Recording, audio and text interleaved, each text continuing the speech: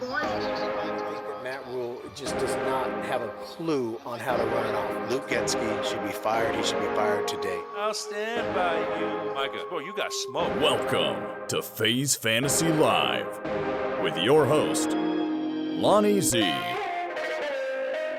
Welcome to the show, everybody. It's your boy, Lonnie Z, and this is FAZE Fantasy Live.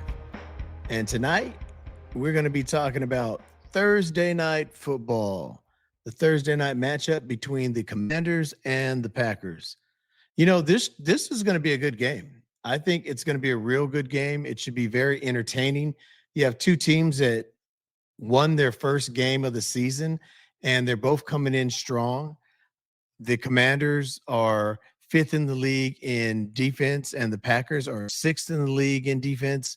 I think it should be a nice, hard-fought battle. As far as injuries are concerned, Brenton Cox Jr. is out with the groin, and so is Bo Melton from the Packers. Micah Parsons is having some back spasms, and he's questionable, but he's leaning towards playing. I would imagine he's still going to play.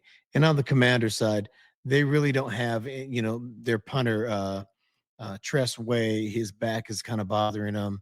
But other than that, there's no one really on their injured list coming into this game. Now, on each side, you have dynamic players. From Washington, you have the sophomore Jayden Daniels, who's just phenomenal quarterback, phenomenal football player. They've added Deebo Samuel to the team this year, and he gives them a whole nother dimension of running. They were willing to trade Brian Robinson Jr. away to the San Francisco 49ers, and I think in part is because they do have Deebo, and then they have the rookie Ja'Cory Krosky-Merritt, who they think that he's going to be the number one back there. They really, really do. Matter of fact, Chris Rodriguez was a healthy scratch in game one. So they really believe that Krosky-Merritt, or Bill, as they affectionately refer to him as, they think he's the guy. Now, right now, Austin Eckler is the lead back, but Austin Eckler's not going to run it 25 times a game. And we all know that. He's more suited for he's really suited for the third down role. Catching the ball, the backfield, and passing downs. He's still great in that respect, but he's not going to run it 20, 25 times a game through tackles. That's just not at his age, that's not his game anymore. Also, they have Zach Ertz, and I haven't even mentioned Terry McLaurin yet. And we're looking for Terry to get going. He had that whole contract dispute in the offseason, finally got paid. And so now we expect him to start showing out on the field. On the flip side, you have a Green Bay Packer team that's led by Josh Jacobs and Jordan Love. And then they have a host of receivers. It's kind of a who's who this week in their receiving game. Jayden Reed sometimes can look like an all-star, and other times it's like, where's Jayden Reed been? They drafted Matthew Golden, which has a lot of promise. By all accounts, he's going to be a real good wide receiver. But in his first game, he only had 2 catches. And Tucker Kraft, a really solid tight end there. So there's a lot of pieces that you can choose from for fantasy, from a fantasy perspective. I think this is going to be a real hard fought game. And if you're looking to build a fantasy lineup, Jayden Daniels is 13,600. Josh Jacob is 12,400. Jordan Love, 11,800. Terry McLaurin, 11,400. Deebo, 10,200. And Jayden Reed is 9,800. And then Ja'Cory Krosky-Merritt has already gone up in price. He was $4,000 in regular FanDuel. Now, I know this is a single game, so the prices are always higher, but he's 8,600. which is that's kind of a lot if you ask me. So and Austin Eckler 7,800, 7,400. So he's lower. So they are FanDuel's already seeing and Vegas is already seeing that Krosky Merritt is going to be the lead back there. So if you're trying to put together a lineup, I would say you have to have Jayden Daniels on your team. You have to have Deebo, and then you can flip the coin on which way you want to go with Green Bay.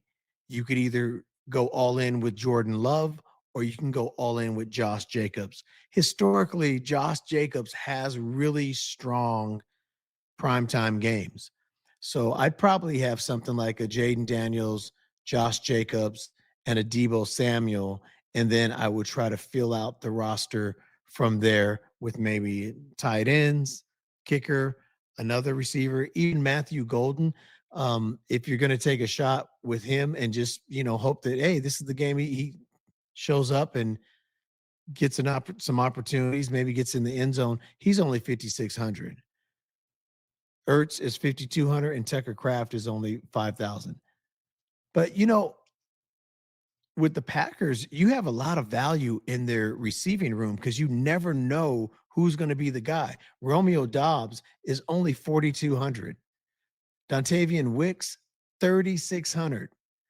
And the cheapest receiver for the Commanders is Noah Brown at 3,200 and everyone's saying he is going to play tomorrow night, or he's going to play in Thursday Night Football. I'm recording this on a Wednesday night, so uh, that's why I refer to tomorrow. But yeah, so Thursday night he's going to play. So there's a lot of ways you can build your lineup, but you want to get Jayden Daniels in there. I would say your strongest team will involve Jayden Daniels and Josh Jacobs and Deebo Samuel. Those three, build your team around those three guys, and I think you should finish okay, hopefully get in the money. These games, these one-off games, you never know who's going to have the big game. It always seems like on a Thursday night or a Monday night someone completely unexpected goes crazy and no one had them, but the one guy who has them is the one who wins all the money. So do your research, but that's a really solid place to start. I think it's going to be a real entertaining game. I think it's going to be close and hard fought. I have, Vegas is leaning Green Bay. They are 3.5-point favorites at home, but I think that Washington is going to come in. They're going to get the win. They're going to steal a win in Lambeau.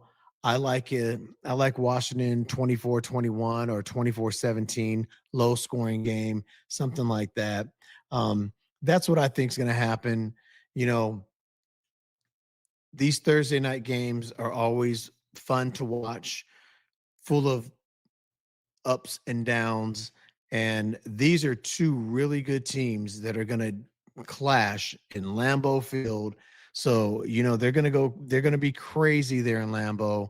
And Jayden Daniels, he's going to finally get out there and he'll see what it's like to play in front of those Green Bay Packer fans. But I look for the kid to do well, Jayden Daniels and the Washington Commanders. I have them 24-21. All right, so that's all I have for you on the Thursday night game. Make sure you get your lineups in on FanDuel.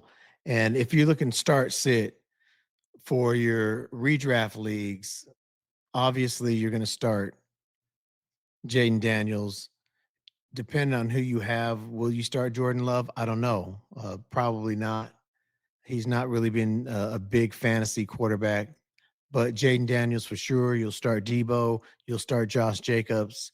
Those are the guys that you for sure will be starting for the Thursday night matchup in your redraft leagues. Let's go over some quick injuries, and then we're going to wrap it up. This is a real short cast. I just want to get this out here and get this preview for the Thursday night game. But Evan Ingram, he left the game in week 1 with a calf injury, and he didn't return.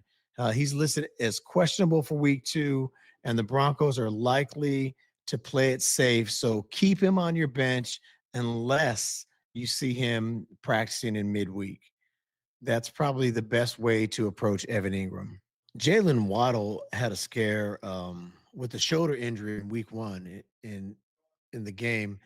And he left the game, but then he came back to finish the game. He's considered day to day, so keep an eye on him and the practice reports. If he's limited or a full go Thursday, he's probably going to be safe to start on Sunday. But he didn't have a great game anyway. That whole Miami game was bad, and we've already talked about all that.